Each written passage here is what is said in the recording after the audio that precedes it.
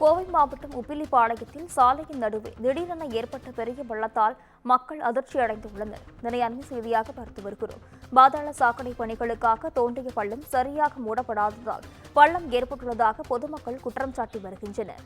இதுகுறித்தான முழுமையான விவரங்களுடன் செய்தியாளர் ஞானசேகரன் இணைப்பில் இருக்கிறார். வணக்கம் ஞானசேகரன், இதுகுறித்தான தகவல்கள் என்ன பதிவு செய்யுங்க. வணக்கம் நிசா. கோவை சிங்காநல்லூர் அருகே உள்ள உப்பிலிப்பாளையம் பகுதியில் இந்த சம்பவம் நிகழ்ந்தது.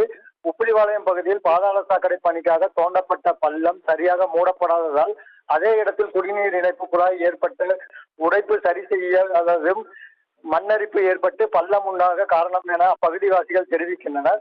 நல்வாய்ப்பாக சாலையில் போக்குவரத்து மிகுந்த அந்த சாலையில் பள்ளம் ஏற்பட்ட போது வாகனங்கள் எதுவும் செல்லாததால் அசம்பாவிதங்கள் நிகழவில்லை. இந்நிலையில் தகவல் அறிந்து விரைந்து வந்த மாநகராட்சி ஊழியர்கள் பள்ளத்தை மூடி குழாய் உடைப்பை சரி செய்யும் பணியில் ஈடுபட்டு வருகின்றனர். கோவை மாநகராட்சியின் பல்வேறு பகுதிகளில் நிலவக்கூடிய மிகப்பெரிய பிரச்சனைகளில் இதுவும் ஒன்று.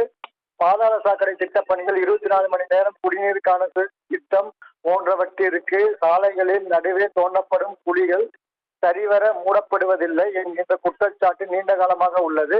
மாநகராட்சி மற்றும் மாவட்ட நிர்வாகம் அஜாக்கிரதையாக செயல்படும் ஒப்பந்ததாரர்கள் மீது உரிய நடவடிக்கை எடுக்க வேண்டும் என சமூக ஆர்வலர்கள் கோரிக்கை விடுத்து உள்ளனர். ஞானசேகரன், விவரங்களுக்கு நன்றி.